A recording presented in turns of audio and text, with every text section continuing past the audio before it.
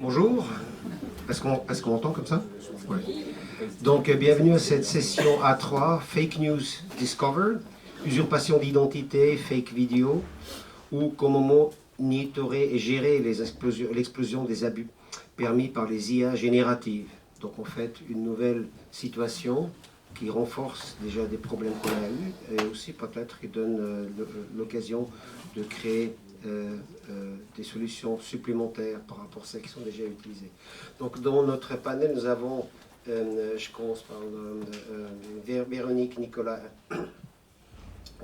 Véronique, Valérian, Nicolas et Régis, qui sont là, qui se présenteront maintenant rapidement, peut-être juste pour dire qui c'est. Je veux dire pour moi, mais je travaille je travaille pour Core Association, qui est une société sans but, organisation sans but lucratif qui gère des registres de noms de domaine et des systèmes d'enregistrement. Et nous travaillons pour un certain nombre d'extensions communautaires, en partie des géographiques ou semblables. Et voilà, donc je passe peut-être vite. Il y a un micro aussi. Oui. Bonjour, je suis Véronique Bichon, je suis conseil en propriété industrielle. Je suis associée au sein du cabinet MIP Made in IP, qui est un cabinet juridique dédié à la protection, et à la valorisation et à la défense des actifs incorporels. Donc aujourd'hui, on va parler des abus, et notamment des abus dirigés contre les marques. Ça fait partie de notre cœur de métier que de défendre les marques contre les abus sur Internet. Bonjour, je suis Valérien Dehac, je suis dirigeant de Clickbuster. On édite 600 sites internet, on a 1200 noms de domaine en propriété. On essaye de faire les choses bien, c'est pas toujours le cas. Parfois on est appelé aussi spammer. Bonjour, Nicolas Pavlak. Je m'occupe d'un petit outil qui s'appelle Red Flag Domains, qui est une liste en fait de domaines malveillants enregistrés très récemment. Et en parallèle, je suis administrateur à l'AFMI. Bonjour, Régis Stéphane, agence SEO Hackers, spammer du coup. Mais plus spécialisé pour le coup là sur la partie Google Discover. J'aurais beaucoup moins de choses intéressantes à dire sur le reste, et surtout comment on peut le faire bien, proprement et légalement, parce que ça marche aussi en faisant les choses bien.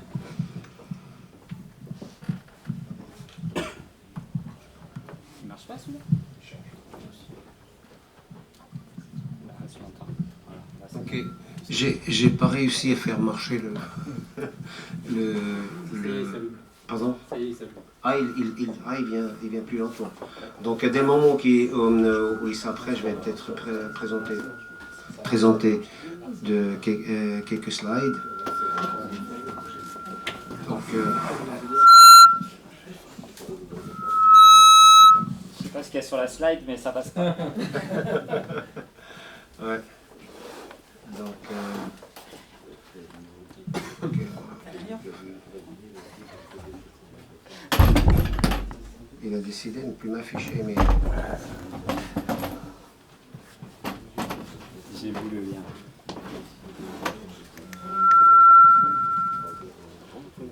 Ouais.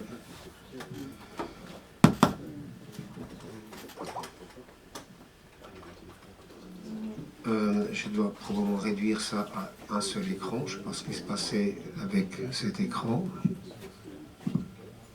Non, je pense que ça marche. C'est juste qu'il ne faut pas le mettre trop près de... Pardon? Il ne faut pas qu'il soit trop près de...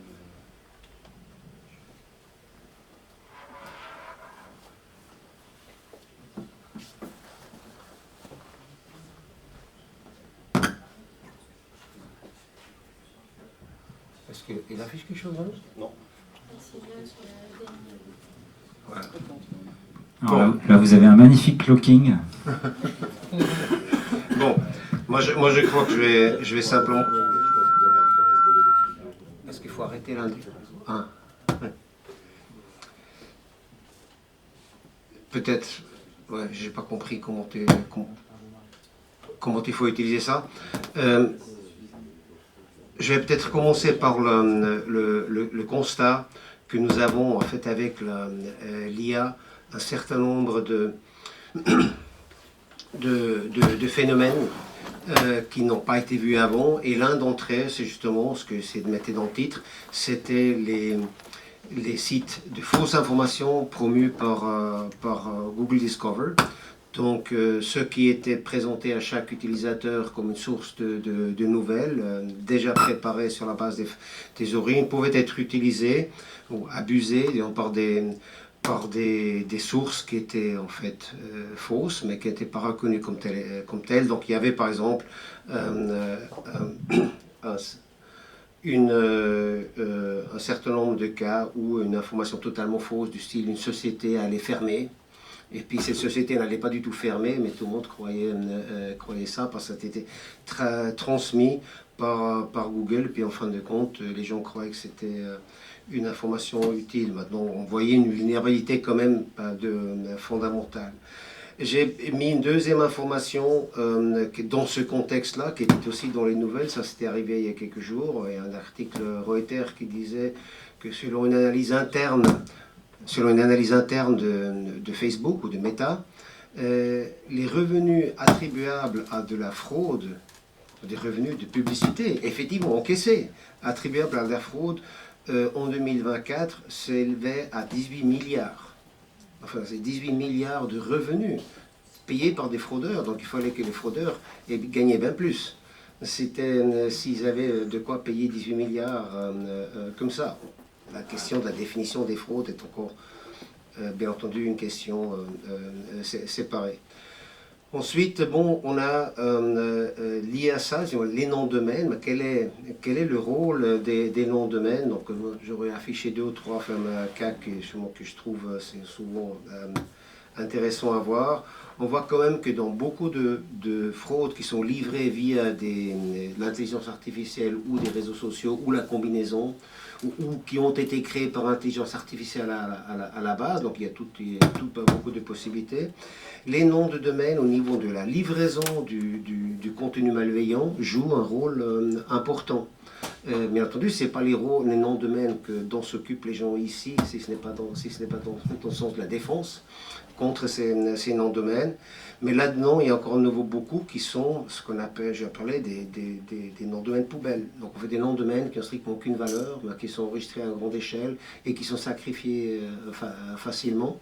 Mais dans la mesure où on peut envoyer le logo d'une marque et que les yeux de l'utilisateur se dirigent sur le logo plutôt que sur le nom de domaine, que les gens regardent de moins en moins. On peut faire pas mal de dégâts, et puis ça amène à une situation un petit peu paradoxale, c'est que plus la marque a fait un bon travail, son logo est fortement reconnu, plus en ce moment-là ce logo peut être abusé parce que les gens ne regardent pas le reste. Et ensuite, un dernier truc, c'est peut-être quelque chose qui est encore plus préoccupant, des marques qui n'existaient même pas, mais grâce à l'IA, on arrive à créer des sites qui ont l'air, comme si c'est une marque. Les gens vont pas, il n'y a même pas de victime identifiable parce que l'IA crée facilement un site qui a l'air d'être professionnel, qui évoque quelque chose, puis l'utilisateur, peut-être j'ai entendu parler, on ne pourrait pas dire quelle marque, mais ce genre d'opportunités vont certainement augmenter. Donc voilà un petit peu une idée du contexte, et puis je propose de commencer un par un pour voir un petit peu les différents apports qu'on peut faire. Oui, donc comme Bernard a pu le présenter, effectivement, ce qu'on constate, nous, aujourd'hui, à notre niveau, c'est que les abus dans leur mode opératoire ont changé, même si la nature des abus reste la même, c'est-à-dire contrefaçon de marque, usurpation d'identité, etc. En fait, on constate que le mode opératoire est beaucoup plus abouti, justement du fait de l'utilisation de l'intelligence artificielle. Donc l'intelligence artificielle, elle va intervenir à 2 niveaux, enfin en tout cas elle modifie la physionomie des abus à 2 niveaux. au niveau de ce mode opératoire qui va être plus abouti, puisque on va avoir des sites internet frauduleux qui ressemblent énormément à un site officiel. L'utilisation aussi des deepfakes, la possibilité d'avoir des fraudes qui sont à peine reconnaissables. Auparavant, en fait, c'était beaucoup plus, je dirais, archaïque comme système. Quand on avait des fraudes, c'était un envoi d'email avec des fautes d'orthographe, des mauvaises traductions, etc. Aujourd'hui, on a des sites qui sont très aboutis, des emails qui sont envoyés avec aucune faute dans différentes langues possibles. Donc ça, c'est le premier point. Et l'autre point, c'est effectivement la multiplication, les fraudes en masse qui complexifient aussi les choses et qui rendent la lutte contre les abus beaucoup plus compliquée qu'elle ne l'était auparavant du fait de cette multiplication. Donc ça, c'est le constat.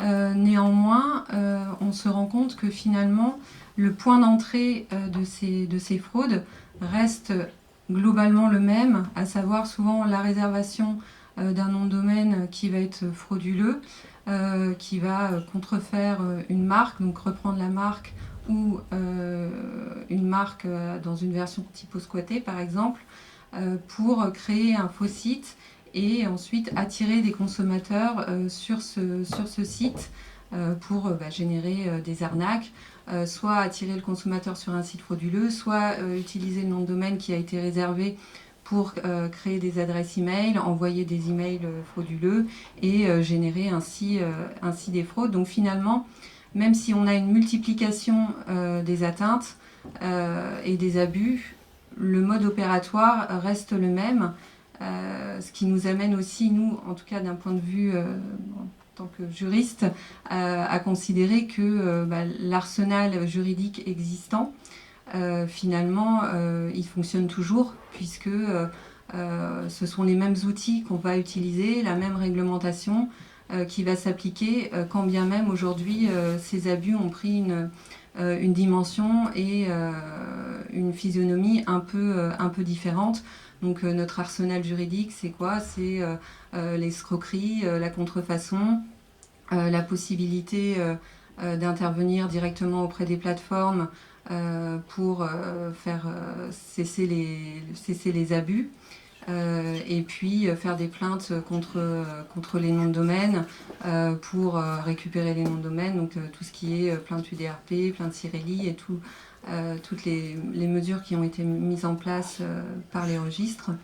Donc voilà, c'est le constat qu'on fait aujourd'hui. Néanmoins, voilà, ça implique une vigilance beaucoup plus importante des marques. Je vais peut-être passer la parole aussi à mes collègues qui auront sûrement un avis aussi.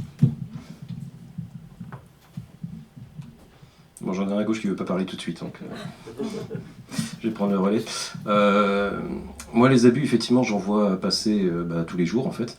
Il y a un côté, effectivement, dans l'IA, on voit, effectivement, comme tu disais, sur je vais dire perfection, mais il ne faut pas déconner non plus, ça reste des fraudeurs, il ne faut pas trop leur demander non plus, mais sur une amélioration, en fait, du process. Juste un point qui me vient, d'ailleurs, sur le fait de l'orthographe dans les mails de spam.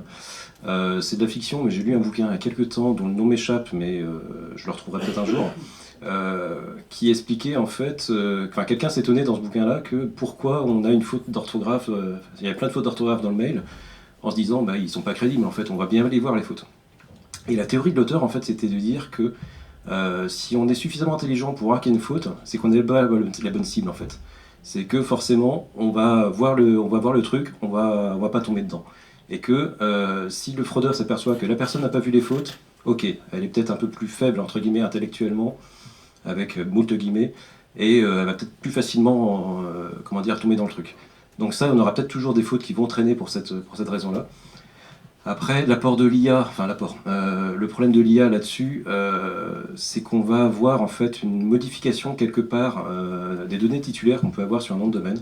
Je vois de plus en plus passer des adresses en fait, où on va retrouver le schéma d'identité américain, à savoir comme Donald J. Trump, on va prendre le prénom, l'initiale du second nom et le nom de famille. ce qu'on n'a pas du tout en Europe, et j'en vois de plus en plus passer en fait.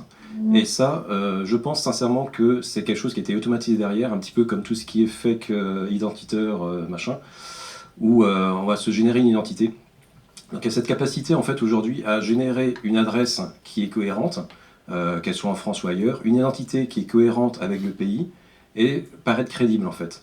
Le fait est que par contre, au niveau du registre, évidemment, si vous prenez les règles de la FNIC, en fait, il faut être joignable, il faut être éligible. Il n'y a que 31 pays qui ont le droit au .fr. Monaco, par exemple, n'y a pas droit. Et du coup, si le titulaire n'est pas joignable, qui ne répond pas, qui ne prouve pas, du coup, le nom de domaine pourra être supprimé. Donc ça, faut pas oublier que IA ou pas IA, on a toujours ces règles qui existent toujours. Ça changera pas là-dessus. Après, c'est quelque chose qui n'est pas forcément nouveau non plus. Il y a 5 ou 6 ans, je voyais beaucoup de domaines passer en .fr avec des noms finlandais. Je m'étais dit, bon, il y a quand même pas une diaspora finlandaise hyper présente en France, faut pas déconner. Mais j'en étais au point que j'avais sorti la liste des 100 prénoms les plus fréquents en Finlande, les 100 noms de famille les plus fréquents en Finlande, pour faire matcher en fait l'identité avec ça. Et que si ça matchait, du coup, je mettais le domaine de côté et j'analysais plus profondément. Et ça s'est arrêté d'un coup. Et quand je dis d'un coup, c'est du jour au lendemain. Donc je pense que l'IA va aider à ce genre de choses en fait pour façonner une fausse identité. Pour en avoir discuté avec des gens de la FNIC aussi, il y a le fait aussi des fausses preuves d'identité où on va avoir le titulaire qui va envoyer les avez reçu la carte d'identité de Brad Pitt en fait. On la trouve sur Google, elle est très, très mal faite, mais on va faire ce genre de choses aussi avec des titulaires qui vont peut-être pouvoir se défendre avec des faux éléments d'identité, ce qui va poser problème, notamment sur les procédures alternatives de résolution de litige, ce genre de choses. Si en UDRP on a une fausse carte d'identité qui passe comme ça va poser problème aussi. J'ai déjà eu le cas. Voilà. Donc voilà, on a ce problème-là qui va se poser au-delà du contenu du site, qui lui effectivement va vers une sorte de perfection, vers donner l'apparence de quelque chose de propre, alors qu'en fait au final c'est creux et il n'y a absolument rien derrière. Est-ce qu'on peut continuer peut-être pardon. On n'a qu'un seul. Allez-y, allez-y. Ah.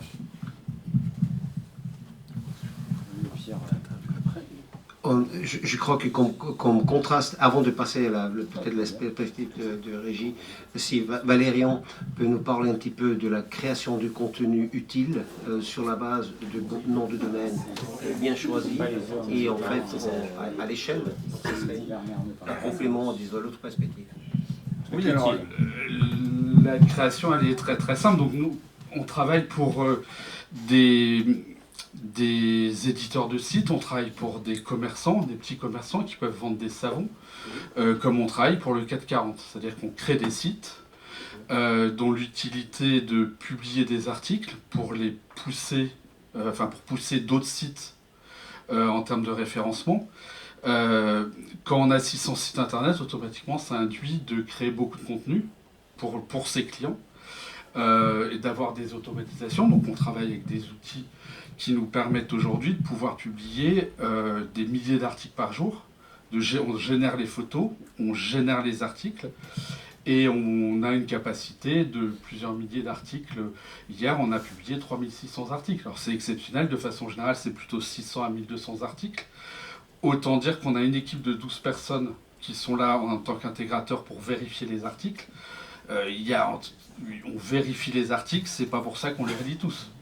On fait un travail en amont de faire attention, de prendre des sujets, parce que notre but n'est pas de faire de la fake news, on ne fait pas de la fake news comme vous avez pu en voir sur Discover, on fait des articles pour les clients en parlant de leur sujet. Mais le problème, c'est qu'en travaillant avec les outils comme les IA, on part, pour créer autant de contenu, on part souvent de listes de mots-clés qu'on peut générer par SEMrush par exemple. Et ces listes de mots-clés en elles-mêmes sont issues des données qui viennent d'Internet, qui viennent de Google, des forums, des sites. Nous, on a eu la situation il y a 1 an ou 2 où on a le ministère de l'Environnement qui nous a contactés, la police qui nous a demandé, qui a voulu nous perquisitionner parce qu'on publiait des contenus fake, de leur point de vue c'était des contenus fake news. En fait, sur Internet, beaucoup de personnes utilisaient le mot AdBlue à propos du désherbage de plates-bandes. Parce que comme tous les produits de désherbage sont interdits maintenant, les gens sur les forums essayent de trouver des alternatives. Et une des alternatives qu'ils trouvaient très intéressante était l'AdBlue. Alors nous, autant dire que moi qui ne conduis pas, je connais même pas l'AdBlue, j'en ai un peu rien à faire, sauf que la base de données a récupéré les mots-clés. Les mots-clés se sont transformés en titres d'articles, les titres d'articles se sont retrouvés en articles, et c'est à ce moment-là que l'agent de la police nous a contactés pour nous dire il y a un petit problème. D'une, c'est pas du tout une bonne chose de mettre de l'AdBlue de voiture dans le jardin, mais en plus c'est interdit.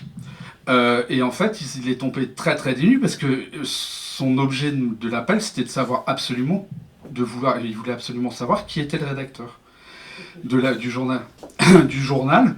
Enfin, le responsable, il savait que c'était moi, mais il voulait absolument le nom du rédacteur pour pouvoir le mettre en examen, parce que la juge d'instruction en charge du dossier voulait le mettre en examen.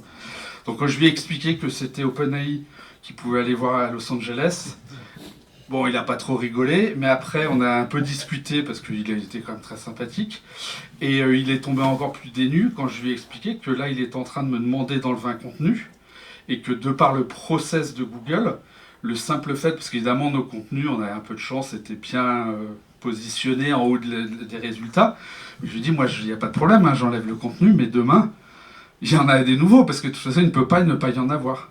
Donc en fait, tout tourne en boucle, c'est-à-dire que lui, en tant que policier, il essayait de faire la loi en contactant lui-même au téléphone chacun des possesseurs d'articles présents dans la SERP, et si vite qu'il réussissait à en enlever, parce que comme on lui dit, moi je suis pas du tout là pour faire un article contre l'environnement, je ne savais pas que c'était dangereux, donc je l'ai enlevé aussi sec.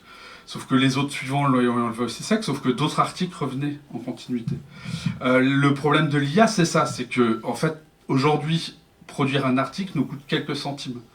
Ça revient à, on va dire, 0,010 centimes. Illustration comprise.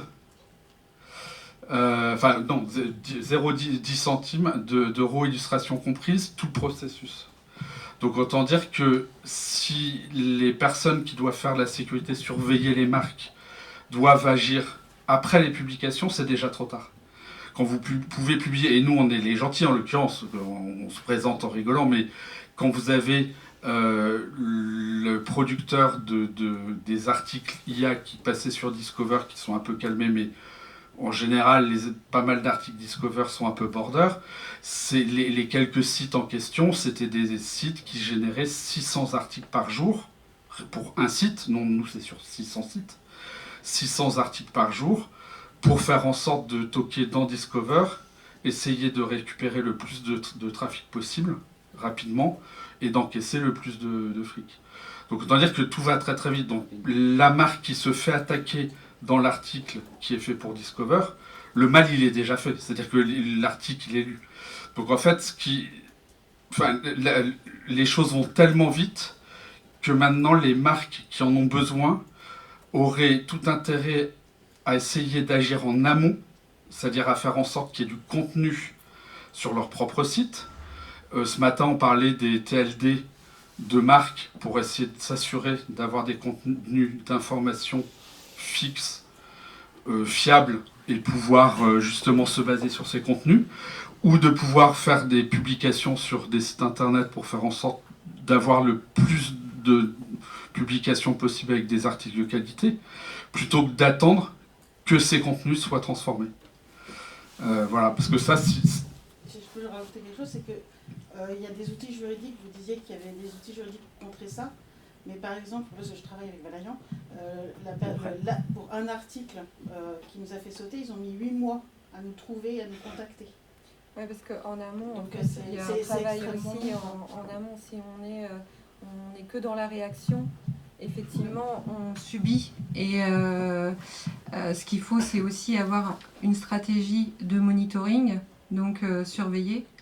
Et puis, comme on ne peut pas réagir contre tout, c'est aussi le sens peut-être du propos, c'est de choisir ce contre quoi on va réagir. Et nous, c'est aussi notre travail que de réfléchir avec le client, déjà de savoir qu'est-ce qu'il veut voir, qu'est-ce qui lui porte le plus préjudice.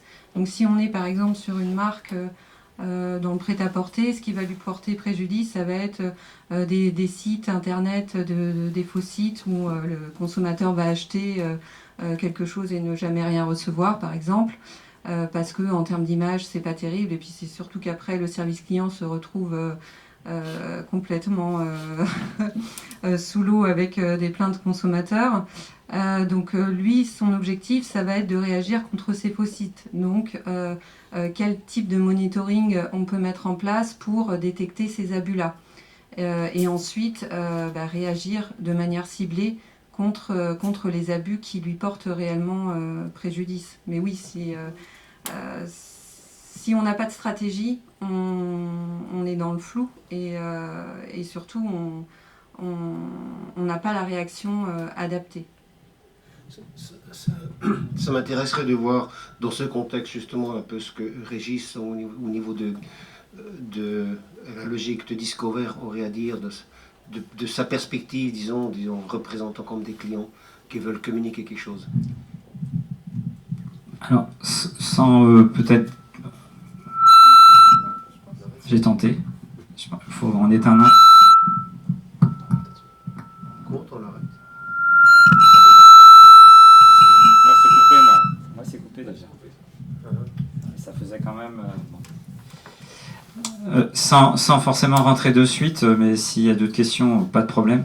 Sur comment ça marche, pourquoi une fake news se propage aussi vite. Véronique, vous devez avoir des contacts, j'imagine, auprès des services de l'État qui sont en charge justement de faire respecter ces lois de la propriété intellectuelle, la propriété des marques. Aujourd'hui, quand on a une entreprise comme Shine qui vend des poupées sexuelles, le site il est fermé. Wish pareil, etc. En tout cas, il est coupé. Quand on a une entreprise comme Google qui fournit des fake news en permanence à longueur de journée à ses utilisateurs, on ne fait rien. Et Valérian parlait de travailler en amont. C'est clair que c'est un vœu pieux, bien entendu, parce que c'est pas nous ici aujourd'hui qui allons changer quelque chose. Mais c'est impossible de passer après coup. Parce que vous allez passer ne serait-ce que 5 minutes sur un dossier, on peut dire que vous êtes ultra efficace. En ce temps-là, on a généré 1000 textes. Et vraiment, et ils sont publiés, ils ont les photos, ils ont même certainement déjà des visiteurs. Et c'est impossible comme travail, et c'est heureusement qu'il y a des gens comme vous et Nicolas qui le faites. Mais il faut aller à la source pour que ça change, parce que là on est dans un appauvrissement intellectuel qui est absolument incroyable. C'est sans vouloir porter de jugement sur les gens qui lisent les contenus. Et pareil, avant peut-être de revenir sur comment fonctionne Discover et pourquoi ces fake news marchent, Werner, tout à l'heure, tu as parlé de nom de domaine poubelle. Et donc moi, de suite, je pense domaine expiré. Je devrais pas, mais je pense à ça. Et ce que vous appelez un nom de domaine poubelle, en fait, pour d'autres gens, c'est des noms de domaine qui ont énormément de valeur. Alors, pas forcément pour du SEO pur, ça date depuis toujours, et je pense que vous êtes au fait de ces choses-là. Mais par exemple, pour du Discover, c'est-à-dire que c'est pas par hasard que vous voyez l'auto-école, la pizzeria de machin, le salon de thé, le toilettage pour chiens qui finalement va parler de politique ou de Décathlon qui ferme ces magasins. C'est parce que ils ont quelque chose que les autres n'ont pas, c'est que ce sont des anciennes entreprises. Ces anciennes entreprises ont une fiche business profil, anciennement Google My Business, et chez Google, tous les sites qui sont reliés à une fiche comme celle-là ont un blanc-seing. C'est-à-dire que quand vous mettez un autre site et que vous voulez faire du Discover, faut du temps avant d'y arriver. Et du coup, il faut un peu investir, faut investir humainement, mais aussi financièrement, avant de potentiellement avoir du résultat. Avec ce genre de nom de domaine, c'est de suite. Et pourquoi? Parce que Google a confiance. C'est une entreprise. Avant de lui faire une fiche My Business, il a vérifié tout un tas de choses. Son adresse, il a vérifié qu'elle existait, etc., etc. Et il y a un défaut, il y a un biais, qui fait que même si l'entreprise, elle n'existe plus, eh bien le nom de domaine, lui, il est un peu whitelisté. Et donc ça permet de rentrer très vite dans Discover et du coup de propager volontairement ou involontairement, je dirais volontairement pour les cas dont on parlait, des mauvaises informations. Donc les noms de domaine n'ont pas forcément la même valeur en fonction de ce pourquoi on les utilise. Et effectivement, le toiletteur pour chien de l'entreprise qui n'existe plus depuis 5 ans, on peut se dire il sert à rien, mais en fait il a de la valeur pour ces gens-là. Et parfois ça peut être glauque. Dernièrement, j'ai vu passer un expiré, c'était un expiré d'un écrivain décédé. Et du coup, quand on allait sur son site, évidemment, l'auteur, c'était le même nom. Donc, j'imagine que pour les familles, c'est pas forcément très... Autant, quand c'est son ancienne entreprise de pizzeria qui passe sur le net, ça peut être rigolo. Sauf si on a perdu tout son argent dans l'aventure. Mais pour voilà, quand là, on reprend le nom d'une personne, je pense que là, on atteint des niveaux. Mais c'est aussi, alors là je veux pas décharger les gens là sur Google, mais c'est exploiter des failles et en fait la valeur d'un nom de domaine n'est pas nécessairement celle qu'on peut croire, ça dépend de l'usage. Donc voilà, je peux pas repasser la parole à Véronique, je vois bien que ça la fait rager ce que je dis. Non, ça ne me fait pas rager. Je suis assez d'accord effectivement sur ces noms de domaine et aussi, d'ailleurs c'est un autre point, les noms de domaine qui sont abandonnés et qui sont repris. Donc il y a aussi une éducation des clients, si on peut dire, sur l'abandon des noms de domaine. Je l'abandonne parce qu'au bout d'un moment j'ai un portefeuille de noms de domaine qui est très étoffé. Et puis, même si le renouvellement tous les ans, c'est pas si cher, si on a un portefeuille de 2000 noms de domaine, au bout d'un moment, ça commence à coûter un petit peu. Sauf que, effectivement, avec le risque que lorsqu'on abandonne un nom de domaine, qu'il soit repris dans un contexte qui n'est pas forcément toujours très, très souhaitable. J'aurais en fait deux questions en fait qui se font peut-être face. L'une, il serait justement, est-ce qu'il y aurait une opportunité de revoir les pratiques de gestion de noms de domaine par les registres, notamment la mise à disposition des noms de domaine effacés, et certains, pas AFNIC, mais certains les donnent au rabais, donc les donnent moins cher. Donc augmentons par là en fait les possibilités pour les attaquants de les goûter pour voir s'il fonctionne. Et d'autre part, est-ce que ça ce serait pour Valérie et pour Valérie, Véronique, pardon. Valérie.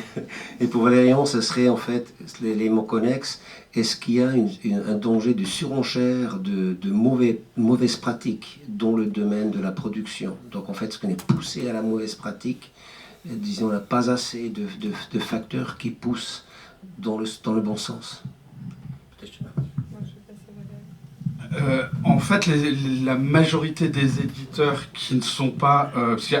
on peut faire beaucoup de catégories entre les éditeurs. Quand on édite des sites Discover de fake news pure et dure qui annoncent la fermeture de 30 entreprises, qu'on n'a pas une pensée pour les centaines d'employés de l'entreprise qui vont apprendre ça dans le journal, et pour certains qui peuvent très bien aller se pendre direct, on a une certaine démarche. C'est-à-dire que le but est vraiment d'aller faire un maximum de cash en ligne.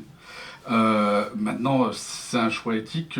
Nous, c'est pas du tout le choix qu'on fait. Nous, là, en l'occurrence, quand on fait des articles, on fait pas de fake, on fait des faux, enfin des articles mauvais, qui sont juste avec des informations nulles. Mais en fait, c'est à l'insu de notre plein gré. En fait, c'est pas nous qui faisons de la merde, c'est OpenAI qui a des informations, la plupart du temps, fausses. Quand on fait effectivement sur le phytosanitaire, nous, on est totalement exempt. C'est juste qu'on est effectivement un peu paresseux, donc on préfère faire 1000 articles plutôt que d'en faire 10. Parce qu'aujourd'hui, le besoin en face de nous, Les petits Chinois, ils sont pas en train d'attendre, ils produisent leurs 1000 articles à la journée. Donc effectivement, on se retrouve face à des concurrents qui eux-mêmes produisent en masse. Moi, en l'occurrence, dans notre équipe, on a des rédacteurs manuels pour nos clients. Quand par exemple un client achète un lien, beaucoup des éditeurs aujourd'hui travaillent en full IA, c'est-à-dire que ne s'embêtent même plus à écrire l'article. Il s'avère que nous, on est encore un peu arriéré pour les articles des clients, parce que comme on a des clients avec des demandes très spécifiques, pour les demandes des clients, l'article est écrit à la main. Donc on a un petit côté arriéré quand même, mais tout le reste, quand on produit par IA, ça peut très vite être très très bien si on fait en sorte de bien le canaliser, mais parfois ça dérape. Parfois ça dérape. Et en l'occurrence, c'est pas qu'on ait voulu faire du mal, mais parfois on peut très bien se retrouver à faire du mal. J'ai un autre exemple, en l'occurrence, c'était encore un problème de santé, d'environnement. On a un article qui s'était mis, enfin une série d'articles qui était autour du fait de faire fuir les animaux dans son jardin. Donc à la base, c'était purement des articles pour le jardin pour dire, voilà, faites fuir les moineaux. Et l'IA n'avait pas trouvé d'autre solution à un moment que de dire qu'il fallait qu'on leur coupe les ailes. Alors évidemment, comme il y avait des dizaines d'articles qu'on avait produits, on lisait souvent un premier article, il y en avait 20 derrière, on n'a pas lu tous les articles, on s'est dit, bon, bah, c'est bon, ça a l'air d'être canalisé, sauf que derrière, on a l'association des amis des oiseaux avec des ailes qui n'appréciaient pas qu'on veuille leur couper les ailes. Ça va vite de dire des bêtises, et heureusement voilà. Bon, et après, il y a vraiment tout un granulé, comme effectivement quand on rachète un nom de domaine expiré, on rachète un nom de domaine d'une entreprise qui a existé, que ce soit pour l'utiliser pour un site comme le nôtre ou pour un site Discover. Nous, à titre personnel, on essaye toujours de faire très attention à la ligne rouge. C'est-à-dire que si c'est une entreprise en fonctionnement, s'il y a encore, si c'est juste un oubli par exemple de renouvellement, on évite d'aller le prendre. Si c'est un nom de marque qui est très imposant, on va pas aller acheter du Louis Vuitton. On va essayer de trouver la marque un peu fermée, un nom de domaine qui a encore du poids. Mais l'idée, elle n'est pas de s'aller se faire engueuler par la FNIC 15 jours après. Parce que ça nous est arrivé de se les faire enlever, quoi, aussi. Et il y a des sujets qu'on n'aborde pas. Il y a des mots, des noms de marques, des sujets qu'on n'aborde pas dans les articles. Mais voilà, tout en faisant très attention, il y a toujours un moment où on peut se retrouver à... Alors jusqu'à là, on a plutôt bien fait les choses parce qu'en 25 ans, on a eu 1 ou 2 noms de domaine qui a dû être récupérés à la FNIC en tout, sur 1200. Et en termes de contenu, à chaque fois, on a bien discuté, on était gentil avec la police, on leur a expliqué comment faire, et ils nous ont laissé tranquilles parce qu'on a à corriger derrière. Mais n'empêche que tous les jours, c'est des centaines et des milliers d'articles qui sont produits comme ça partout dans le monde. Et c'est pour ça que c'est impossible de prendre en... C'est pas le même business model. Comparé Discover à des... Ah, complètement, tout à fait. Ouais. Nous, on fait de la masse, mais que personne ne voit. Je n'osais pas le dire. C'est tout à fait. Ouais, Personne ne les voit. Ah oui, c'est pour ça qu'il faut en l'occurrence, pour protéger...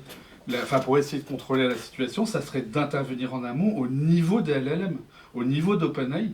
Parce que déjà, qu'en faisant des choses, en production Discover, effectivement, ça va tellement vite que de toute façon, l'employé de Decathlon, il s'est pendu parce que sa boîte allait fermer alors qu'en fait, elle n'allait pas fermer. Après, c'est un peu facile de rejeter la faute sur OpenAI. Ouais, carrément. Non, je rejette pas la faute, je dis que c'est au niveau d'OpenAI. J'ai 800 sites, je fais autant d'articles que toi, et ils sont vérifiés, oui, par des offshore à Madagascar, mais... C'est ce qu'on fait. Si le jour où tu utilises Grok, ouais. Eh ben, les articles que tu publies, ils sont carrément hors la loi, quoi. Ça veut dire, et tu dis c'est pas grave, c'est Grok. Non, c'est pas du tout ce que j'ai dit. C'est pas OpenAI qui est responsable. Ce que je veux dire, c'est que non, c'est pas du tout ce que je dis. Ce que je dis, c'est que pour faire en sorte, à court terme, enfin à moyen terme, de faire en sorte de canaliser les contenus, la source quasiment commune, ce sont les LLM. C'est-à-dire que un producteur Discover qui produit des centaines d'articles par jour utilise les mêmes outils que le commun, que ceux qui en font 600 ou 1200, ce sont les LLM. Oui, mais voilà, pour compléter là-dessus, si l'éditeur Discover a décidé qu'il allait dire que les magasins Decathlon allaient fermer, ou que Brigitte Macron en fait était morte dans la journée, si tu demandes à l'IA de rédiger là-dessus, il va te rédiger un article là-dessus, mais la responsabilité, c'est plutôt celui qui donne le... Ah oui, là, tout à fait. Pour Discover. Ouais, oui, non, ça effectivement. Et la finalité, c'est de faire de l'argent pour les deux. Hein. Ah, dans tous les cas, oui. Donc, L'article 222.7 du Code pénal dispose des violences ayant entraîné la mort sans intention de la donner sont punies de 15 ans de réclusion criminelle. Oui. Je veux juste dire que l'intention, on s'en fout, c'est le résultat qui compte. Si tu mets des informations qui sont fausses, mais que tu fais je m'en fous, c'est pas volontaire. Non, mais il y a... Des fois ça va, mais après, je pense que tu parlais de Discover, un truc que toi tu fais pas. Surtout. Enfin, ce que je veux dire, c'est que quand il y a une intention, justement, par exemple, de Decathlon qui ferme, on a une éthique qui fait qu'on ne va pas sur ce genre de sujet parce qu'il y a une responsabilité. Non. Et c'est surtout ceux de Discover. Une seule personne qui lit l'article, même si je suis d'accord avec vous, c'est des articles que vous publiez, mais que je vous lis aussi certainement, à travers des clients qui passent par vous. On est quand même dans un truc où en fait on incite les gens, à un moment même s'il n'y a qu'une seule personne qui va lire cet article-là et qui prend le médicament ou le truc qu'il ne fallait pas prendre et qui se tue, on est quelque part responsable. Ah mais c'est pas, pour moi c'est pas on n'est pas quelque part, c'est qu'on est totalement responsable. J'ai dit contrairement. Parce que moi je me suis planté. Enfin, pour moi on est totalement responsable. Ouais, d'accord, c'est ça que je voulais entendre. Ah c'est pour ça. Non, mais on est clairement. Si tu balances un article, effectivement tu as utilisé OpenAI, très bien. Quand je parle d'OpenAI, c'est de pouvoir éventuellement aller voir OpenAI. Je parle pour les grosses boîtes qui peuvent éventuellement influer pour faire en sorte qu'il n'y ait pas Decathlon, Leroy Merlin et compagnie ont les épaules pour aller voir OpenAI pour dire vous êtes gentil, attention, on ne veut pas qu'il y ait de conneries sur nous. Ils ont les épaules pour le faire. Et après, attention, parce que le commanditaire aussi à la base qui t'achète les contenus, c'est des très grosses entreprises potentiellement. Donc en fait, on est tous responsables dans ce schéma-là. Et Google, Google le premier qui laisse passer ce genre de truc aussi. Pour ce qui est de Discover. C'est pour ça qu'en tant que... Une chose quand même, un algorithme ne peut pas avoir, c'est un sujet extrêmement ancien. Un algorithme ne peut pas avoir de responsabilité. Donc ça, c'est... Ne peut pas. J'entends pas. De responsabilité, un algorithme. Non, mais l'algorithme ne peut pas en avoir, mais Google à un moment. Pendant des mois, en l'occurrence, les articles fake très importants dont on parle, enfin qui sont très souvent évoqués, se sont écoulés sur plusieurs mois. Ils ont toujours lieu, mais enfin, ça s'est un peu calmé. N'empêche que Google, il y a eu des articles qui ont été faits sur le sujet. Google a botté en touche et a renvoyé balader les journalistes qui venaient poser la question. C'est bien que l'algorithme avait été fait comme ça, effectivement, il a pas. Mais Google était responsable d'une partie, parce qu'il aurait pu très bien bloquer tous les sites en posant la question. Mais ouais, en fait, il y a deux notions. Il y a la notion de responsabilité, et il est clair que sur son site, on est responsable de ce qu'on y met. Il n'y a aucun problème là-dessus. Plutôt si, il y a plein de problèmes. Mais il y a aussi la notion de régler le problème, parce que c'est pas parce qu'on aura mis Valérian en prison, Morgane et puis Julien, qu'on va j'ai pas voulu dire Cédric. Voilà, j'ai mes chouchous, voilà. Puis Patrick, il est costaud, voilà. Non, mais voilà, c'est pas parce qu'on va vous mettre en prison parce que vous avez fait des mauvais articles qu'on va régler le problème. Et parce que le temps qu'on arrive à prouver votre culpabilité, il y en a 1000 autres derrière. Et par contre, c'est pour ça que j'insistais sur le fait que à un moment donné, il faut aller à la source et quels sont qui amènent de la visibilité à ces articles donc que personne ne serait venu voir. Et peut-être que si on y va là, parce qu'ils ont les moyens de faire en sorte que la fake news elle ressort pas. C'est juste que ça coûte de l'argent, c'est tout. Ils ont les moyens de faire en sorte qu'elle ressorte pas. Alors je parle pas de ChatGPT, je connais pas assez. Mais Discover, c'est assumé en fait de Google de laisser passer ce genre de choses. Si vous voulez que ça passe pas, ça passerait pas. Et l'algo a un énorme biais qui fait que si on n'est pas Le Figaro ou Ouest France, on va difficilement ressortir sur la véritable actu grand public du moment. Ce qui fait que, pour reprendre, je vois que Mathieu est arrivé dans la salle tout à l'heure, pour reprendre l'exemple du chien de Tom Cruise, il a eu un César. Il a eu, je crois, un Oscar d'honneur là dernièrement, si je ne dis pas de bêtises, pas son chien, hein, mais Tom. Et si vous parlez de ça, vous n'allez pas ressortir avec votre petit site. Par contre, si vous dites que, oh là là, il est arrivé avec son chien aux Oscars, aux Oscars, c'est la première fois que ça arrive, ils n'ont pas voulu le laisser rentrer, les gros médias ne parlent pas de ça, en tout cas pas au début. Donc vous allez ressortir plus facilement sur Discover. Et si c'est vrai, ou si ça ne l'est pas. Sauf que Google est capable de vérifier, si OpenAI est capable d'aller vérifier certaines informations, croyez-moi que Google le fait mieux depuis une dizaine d'années. Mais c'est assumé, et c'est aussi pour ça qu'il faut, il y a un moment donné, il faudrait aller par là, parce que c'est un système, Discover marche avec des entités.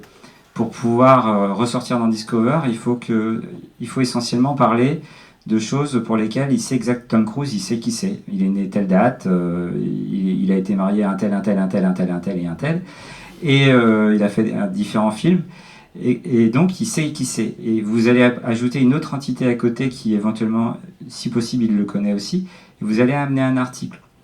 Quand vous parlez de Decathlon, pour parler de choses plus compréhensibles, quand vous parlez de Decathlon est tout le temps dans l'actualité à un moment ou à un autre, dans les conversations, sur les réseaux, sur les téléphones des gens, tout le monde va chez Decathlon. Ils sont indirectement dans l'actualité du point de vue d'Android. Si vous ajoutez un article sur un sujet dont personne ne parle, vous sortez automatiquement sur Discover facilement. À partir du moment où c'est en plus Decathlon va fermer, tout le monde clique. Donc vous rentrez par le biais de l'algorithme et vous y restez par le côté auto-renforçant des utilisateurs. Et ce qui fait qu'à partir de là, le meilleur moyen de rentrer sur Google Discover quand on a un domaine poubelle, c'est de faire du fake. Donc après, soit on est consciencieux et on ne le fait pas, soit on n'en a à peu près rien à faire, ou on a un besoin urgent de rentrée d'argent, et certains vont le faire. Donc, mais on va arriver après coup, on va régler un problème, puis un deuxième, puis un troisième, mais ça va jamais s'arrêter en fait. Donc c'est pour ça qu'il faudrait à un moment donné arriver à appuyer plus haut pour que les choses soient mises en place. C'est l'exemple de Facebook. Pourquoi Facebook fait volontairement confiance à ces fausses ces publicités pour des faux services. L'étude était très bien faite, et enfin une étude qui dit les choses. Vous avez une pub pour un faux service, un faux e-commerce qui finalement ne va jamais vous livrer. Tant qu'il n'y a pas 500 personnes qui dénoncent la pub, Facebook s'en fiche. Même s'ils savent que c'est faux, ils la laissent tant que « ouais, c'est pas grave, quoi, c'est bon, on est entre nous ». C'est un peu ça. Et ils n'en ont rien à faire parce qu'ils ne sont jamais attaqués, et quand ils sont attaqués, on leur demande une miette. Et toujours après coup. Donc c'est pour ça qu'ils ont vraiment les moyens de régler le problème, mais ça leur rapporte de l'argent. Et Google, c'est pareil. Parce que derrière le clic sur la pub de Decathlon, derrière ce sont de la pub générée par Google Ads. Et quand c'est pas Google Ads, c'est une régie supplémentaire, et de toute façon, au-dessus, c'est encore Google. Donc c'est toujours chez eux que ça tombe. Donc il y a un vrai sujet. Pardon, je rends le micro.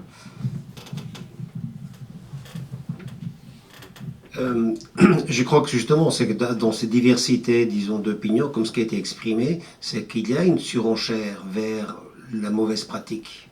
Donc il faut résister, il faut avoir des principes pour résister. Mais est-ce qu'il y a moyen, disons, au niveau de règles qui pourraient être évoluées dans la communauté, par exemple les règles de gestion des noms de domaine expirés par AFNIC, un tagging qui serait stocké quelque part avec une nature officielle, donc c'est une déclaration des articles pour dire, bon, en fait, ça a été auteur numéro tel et tel qui a validé. Est-ce que ce genre de choses pourrait faire un consensus et qui permettrait à ce moment-là de favoriser les bons acteurs? Ça coûte cher. Non, c'est pareil. Je veux bien. Ah non, pas lui. Mais le problème, c'est qu'il n'y a plus de bons acteurs. Si on parle de Discover, il n'y en a plus. C'est-à-dire qu'aujourd'hui, la presse, pour exister, il faut qu'elle soit dans Discover. Pour être dans Discover, il faut produire. Et un journaliste, c'est pas son métier de produire des contenus. Et pour être dans Discover, il n'y a pas besoin de journaliste derrière. Par contre, faut être le premier, voire le deuxième ou le troisième à publier. Et ce qu'on appelle les bons acteurs au sens whitelisté aujourd'hui et qui sont en discussion avec Google sur plein de choses dernièrement, là, mais ils sont encore plus nuls que nous. Mais vraiment. Et parce qu'ils ont des contraintes de revenus qui leur sont imposées et comment dire, les gens derrière vont rendre leur tablier. Il y a des vrais journalistes qui font des beaux jobs, qui font des beaux trucs, mais ça rapporte pas d'argent parce que ça n'intéresse pas. Discover, c'est l'immédiateté qui est importante et l'immédiateté, c'est l'ennemi du journaliste. À tous les niveaux, vous voyez bien l'évolution de la télévision, l'évolution de la presse, c'est la même. Et l'IA, elle est aussi utilisée, on ne peut pas produire à 3 personnes dans un coin, on ne peut pas produire 1500 articles, même si on est un grand média. Et en théorie, c'est relu, en pratique, il y a une fake news, elle est souvent... il y a des sujets qui sont faits dans la presse, dans les émissions de télévision, et ils ont raison de montrer du doigt tous ces faussaires, entre guillemets. Mais souvent, c'est des articles qui ont été repris aussi dans la presse et qui ont redit la même chose, parce qu'en fait, c'est les mêmes pratiques. Et tout ça, c'est parce que c'est un écosystème qui fait qu'aujourd'hui, la presse a besoin de Google Discover pour exister. Et un peu moins en France, parce qu'on n'a pas encore l'eye overview de Google, mais pour le reste du monde, c'est catastrophique. Et à côté de ça, Google leur fait déjà énormément confiance, c'est-à-dire que là on parle de quelques sites qui ont fait énormément de vues avec des fake news. Mais si vous faites juste de l'information erronée, comme pourrait le faire n'importe quel site de presse, et donc sans comment dire, voilà, juste une erreur, voilà, une erreur involontaire. Ce genre d'article bidon qu'on a avec l'IA, ça marche, on s'en gargarise, mais ça marche pas. C'est-à-dire que quand on analyse un petit peu les sites qui performent dans Discover, à 99% de visibilité est attribuée à peu près une 50aine de sites. Et tous, ils ont pignon sur rue. C'est Sud Radio, alors les meilleurs, c'est Ouest France. Google Discover, ce sont les meilleurs. Le Figaro, enfin voilà, tous ces sites-là, ce sont déjà eux qui ont la visibilité. Or, fake news énorme, hein, où ces sites-là se sont invités à la table, tous les autres, ils ont peanuts, quoi. Ils ont 0,5% de visibilité par rapport au reste. Et donc, on en fait des caisses pour... c'est l'arbre qui cache la forêt. Le problème, il est que ces pratiques-là sont généralisées à tout le monde, en fait, y compris des sites qui ont pignon sur rue, à tel point que... Et je rends la parole. Alors, j'ai des outils qui suivent depuis des années... La presse qui tourne sur abonnement, elle fait pas de fake news. Exactement, c'est vrai. Mais elle n'a pas besoin... Ouest France, même sur ses sous-domaines, il fait pas de fake news. C'est ce que je disais. Ouais, mais du coup, ils utilisent de l'IA. Ah non, alors excusez-moi. Pourquoi tu dis que tout le monde fait des faux articles? C'est pas vrai. Je suis maladroit. Si tu l'as entendu comme ça, je le redis. Tout le monde utilise de l'IA et tout le monde fait des erreurs. Les fake news, c'est un truc à part qui est valorisé par l'algorithme et qui te permet, toi, avec ton site bidon, d'apparaître au même niveau qu'un Ouest France, qu'un Figaro ou autre. Si tu n'as pas ça, si tu n'as pas cette fake news-là, tu es ridicule dans le panel. Nous, on les voit, les sites, parce qu'on les connaît, mais en visibilité, c'est le néant. C'est 0,5%. Ce sont les gros qui prennent tout. Et du coup, juste un truc, parce que t'es loin quand même des chiffres, et les chiffres sont connus par tous les médias des droits voisins, parce que Google fournit cette donnée-là. Donc on sait exactement, et la part des médias dits connus est quand même moins importante que celle que tu as. C'est pas celle qu'on constate depuis maintenant 3 ans. Tous les médias ont l'info. Oui. Et en tout cas, ce que je veux dire, c'est que pour moi, on va... je monopolise la parole.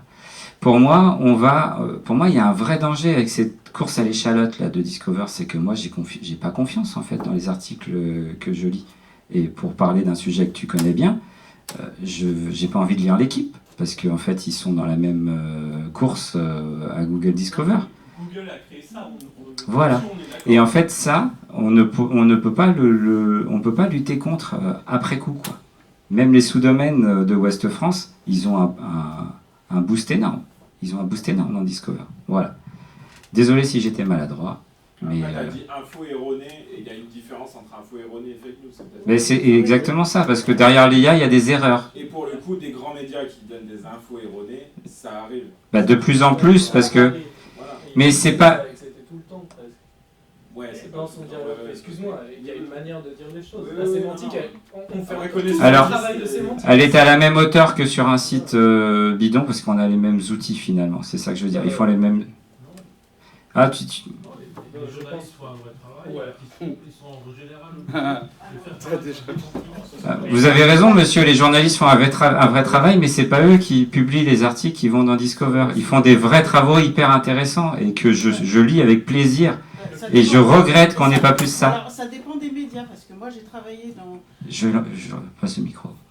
J'ai juste travaillé dans la presse culturelle à l'époque où il y avait... Non mais tu peux lire un magazine. Non mais je travaillais pour Télérama. Pendant 5 ans. Pendant 5 ans, à l'époque où... de toute façon, les journalistes sur Internet, c'est pas des vrais journalistes. Et je travaillais en face de la documentation qui était le centre de ressources de tous les articles qui ont été écrits. Savoir que la documentation... et Internet maintenant fonctionne pareil, c'est qu'en gros, il prenait toute la presse publiée, il les classait par sujet. Et quand un journaliste avait un sujet à faire sur, je sais pas, David Lynch et tout, il prenait tous les articles qui étaient faits. Et c'est pour ça, je sais pas si vous avez déjà constaté ça, mais il y a une erreur d'orthographe sur un prénom, un nom de famille, ou une info, tu vas le voir 20 fois. Et ben vous êtes sûr que c'est repris partout. Donc en fait, Internet n'a rien inventé, c'est juste que ça donne une ampleur énorme. Mais alors après, je ne parle pas du journaliste qui fait du journalisme d'investigation, mais pour les sujets dont on traite tous, c'est exactement pareil, quoi. La pige, quoi. Ouais. Pas du journalisme. Mais Télérama, pourtant, c'est une réputation. Mais le pigiste correcte, est une IA aujourd'hui. Mais voilà, c'est ça. Là où avant, tu avais un pigiste qui, mine de rien, il est peut-être pas journaliste, mais il fait tout ce qu'il peut pour faire quelque chose de bien, payé pour pas cher en plus. Maintenant, tu as une IA. Ouais. Et du coup, tu as les mêmes erreurs que sur un site lambda. C'est pas grave, ça me fait plaisir d'être d'accord avec lui. Dans la mesure où on est quand même dans un événement qui s'appelle NDDCon, donc en fait il y a comme le sujet des noms de domaine, donc il nous appartient de nous poser la question, que pouvons-nous faire mieux au niveau disons, de notre communauté qui s'occupe de noms de domaine, du point BZH. Est-ce que par exemple le point BZH pourrait être pionnière en pratique pour favoriser un écosystème qui crée en fait des incitations à faire du bon contenu, puis en fait une logique de responsabilité qui soit reconnue et pas en fin de compte que quelqu'un soit puni à la fin pour avoir été responsable. Donc est-ce qu'il y aurait des idées ou des moyens d'action? Vous faites déjà, vous faites l'analyse en amont. Vous ne laissez pas un nom de domaine à n'importe qui. Vous faites déjà 80% du travail. Mais il n'y a pas beaucoup de noms. Le point Alsace doit faire la même chose, je ne connais pas, mais il doit faire la même chose. Mais le point .fr fait rien. Enfin, après coup... Pardon. Ouais, j'ai une vision biaisée. J'ai une vision biaisée parce que je vois la facilité qu'on peut avoir à côté. Je vais me faire engueuler si je le dis pas, mais non, la FNIC ne fait pas rien sur le .fr. Moi, ça me faisait juste penser à une chose, c'est que ça fait assez longtemps que je me bats, entre guillemets, contre les élus des collectivités pour leur expliquer que leur nom de domaine a une valeur. Là, tu expliquais tout à l'heure, effectivement, que la moindre pizzeria en bas de chez moi... commune, c'est pire. Voilà. Et pendant assez longtemps, je me suis battu avec les élus pour leur expliquer que oui, ton village, c'est 300 habitants, mais ton nom de domaine, tu peux le perdre. Ils vont me dire, oui, mais bon, tout le monde s'en fout de mon bled. Bah non, en fait. Le nom de domaine a une valeur, il faut le protéger, il ne faut pas oublier que, alors ça dépend des extensions, mais sur un domaine en .fr, vous pouvez l'enregistrer jusqu'à 10 ans. Donc vous sortez de checker une fois et vous êtes tranquille pendant 10 ans. Ou 10 ans, on en reparle après, mais effectivement, de voir des noms de domaine abandonnés et repris avec du contenu plus ou moins bidon, ça fait mal, surtout pour une collectivité locale. Donc ça me fait penser qu'effectivement, il faut peut-être continuer à éduquer sur les noms de domaine, sur ce que c'est réellement un nom de domaine, sur l'importance qu'on a de continuer à payer un nom de domaine. Bon, sur un .fr, c'est pas très cher, sur un .bzh, on est sur une autre gamme de prix, entre guillemets. Mais voilà, il faut continuer en fait ce travail d'éducation et ça permettra effectivement d'éviter de retrouver des trucs bizarres sur le site de ma pizzeria. Ou de ma mairie. Ou de ta mairie aussi, là c'est encore plus gênant effectivement, mais il y en a. Et des noms de domaine des collectivités locales qui sont faits un peu n'importe comment, bon, j'en ai vu pas mal, pour pas citer de noms. Il y a une commune au Morbihan, le titulaire du nom de domaine c'est l'Assemblée nationale. Ne me demandez pas pourquoi. C'est fait n'importe comment à certains endroits, donc il faut aussi qu'on éduque collectivités, entreprises et qu'on sache ce que c'est un nom de domaine pour éviter de se le faire piquer par n'importe qui et se rendre compte que ça a une vraie valeur en fait. Et puis aussi, il y a un point aussi qui est important avec les noms de domaine, c'est aussi ce côté anonyme en fait, qui fait que on a l'impression d'être dans une zone de non-droit, parce que quand aujourd'hui, si je fais le parallèle avec les marques, quand on dépose une marque, on doit donner son identité et son identité vraie.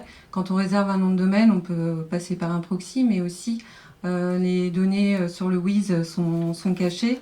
Et donc, voilà, il y a aussi ce côté, si on pouvait avoir plus de responsabilité au moment de la réservation, même si évidemment il y a des fausses identités, ça on le sait aussi, mais de ne pas avoir la possibilité systématiquement de cacher son identité. Alors il y a aussi les dispositions relatives au RGPD qui font que on peut anonymiser les choses, mais du coup tout ça combiné donne ce sentiment d'une zone de non-droit.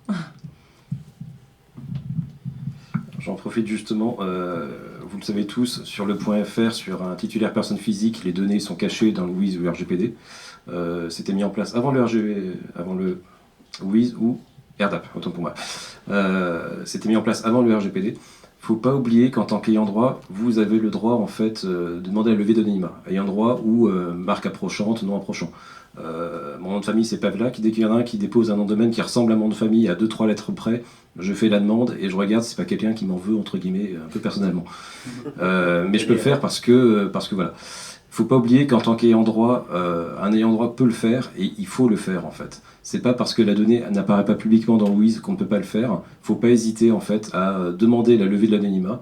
C'est rapide, c'est juste un formulaire à remplir sur le site de l'AFNIC, c'est fait généralement en 48 heures, et vous avez les coordonnées telles qu'elles ont été enregistrées auprès du bureau d'enregistrement, ce qui vous permet, vous, d'agir derrière. Si jamais les données sont bidons, ça va sauter vite fait. Si jamais c'est pas le cas, vous pouvez toujours lancer des procédures dessus, mais il faut pas hésiter. Il faut pas oublier que c'est pas si anonyme que ça, et effectivement, il y a quand même pas mal de gens qui s'imaginent que bon, bah, c'est bon, ça apparaît anonyme, je peux mettre n'importe quoi. En fait, de n'importe quoi derrière, en fait, on peut lever l'anonymat si on prouve avoir un minimum en fait d'intérêt à agir. Une question, comment tu fais pour être alerté? C'est parce que tu...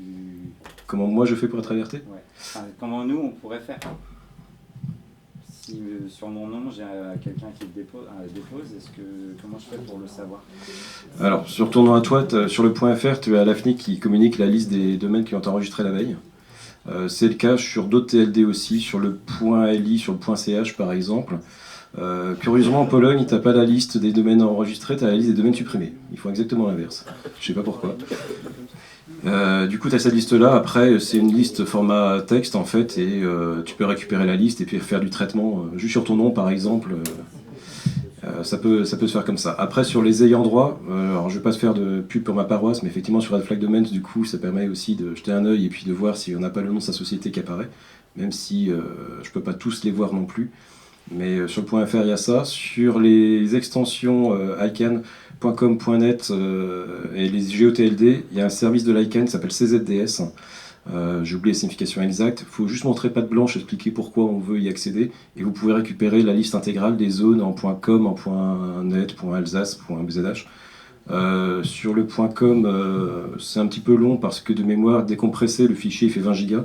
Donc faire du traitement là-dessus, ça demande un petit peu de temps, mais ça peut se faire.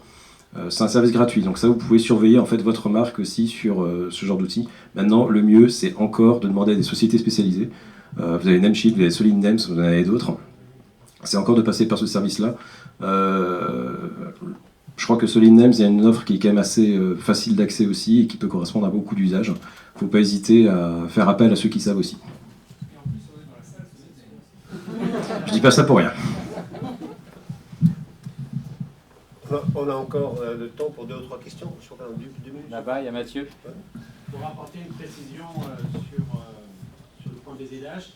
En tant que registre, on n'a pas forcément accès, on n'a pas de visibilité sur les données titulaires, contrairement aux règles .fr. Donc on a des fois du mal aussi à identifier nos propres titulaires, parce qu'on peut avoir des registrars qui, entre les deux, cachent les données. Donc le contrôle dont Bernard parlait est des fois même difficile.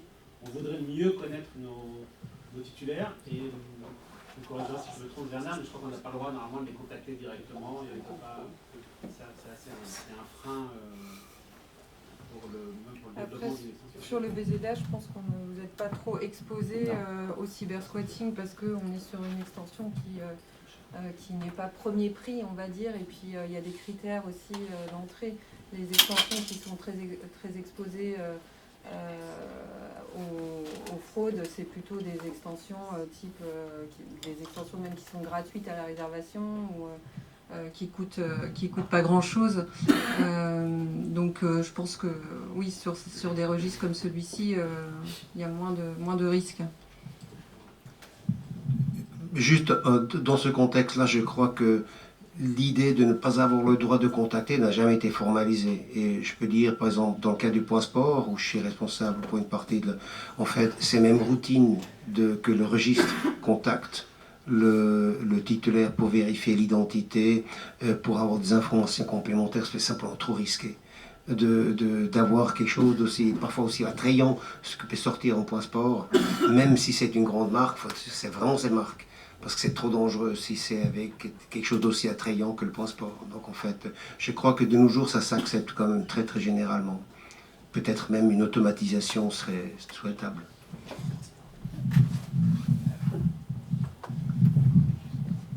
Oui, mais vous, enfin, au point BZH, en tout cas pour celui-là que je connais, vous faites vraiment le travail en fait. Donc effectivement, il n'y a pas de spammer sur le point BZH, donc c'est clean. Et du coup, ça donne de la valeur aussi au TLD, dans le sens que Google voit bien les TLD qui sont spammés. Alors, généralement, c'est parce qu'ils sont gratuits, le point XYZ, mais il y en a d'autres. Le point .fr avait un blanc-seing pendant longtemps et un petit peu moins bien vu par les moteurs de recherche aujourd'hui, justement parce qu'il a été beaucoup utilisé aussi pour du spam. Alors, c'est dérisoire par rapport à un point XYZ ou autre, hein, mais... Et tout à l'heure, Werner, tu disais, peut-être que pour les expirer, il faudrait peut-être les vendre plus cher pour justement pour empêcher le spam. Et j'ai peur que ça crée l'effet inverse, en fait. C'est que du coup, à partir du moment où on l'a payé plus cher, il y aura moins cet aspect filtre. Attention, ça peut être du spam, justement parce que l'utilisateur était prêt à mettre 30 €, 40 € dans le nom de domaine. Donc j'ai peur que ça crée l'effet inverse. Par rapport à aujourd'hui. Mais en tout cas, oui, il y a sûrement des pistes, mais c'est un sujet compliqué. En tout cas, le point BZH fait le job, donc allez-y. Il y a encore une question, peut-être une suggestion simple. Moi, je récupère régulièrement des noms qui ne sont pas renouvelés, et il m'arrive de temps en temps qu'un titulaire vienne et dise c'était une erreur et qu'il souhaite récupérer son nom. Donc en général, quand on a un peu d'éthique, on est souple et on le donne. Mais très souvent, l'explication, c'est mon bureau d'enregistrement ne m'a pas signalé que, etc.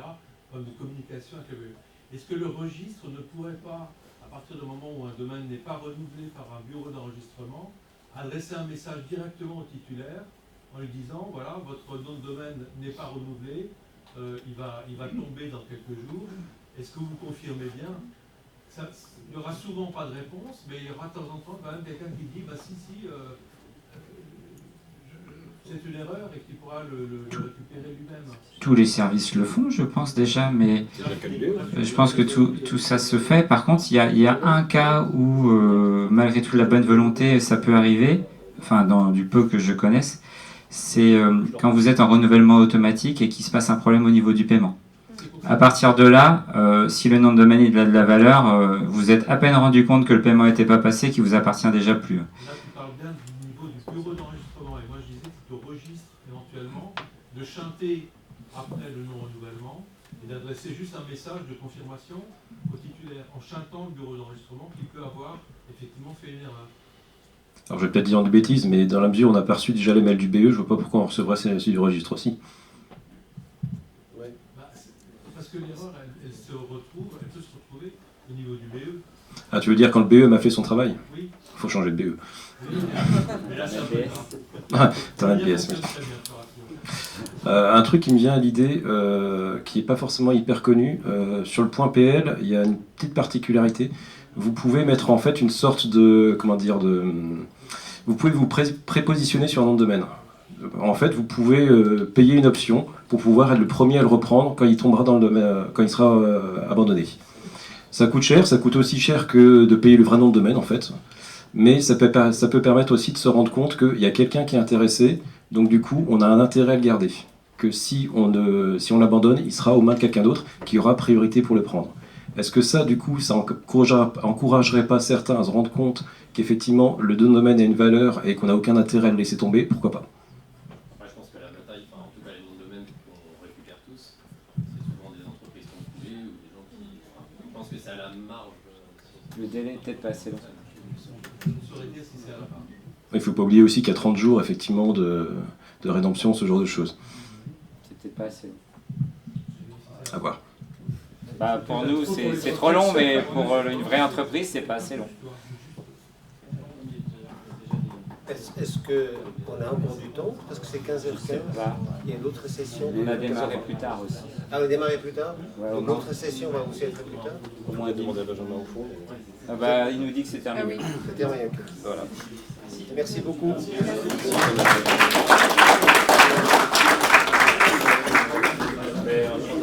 Enchanté.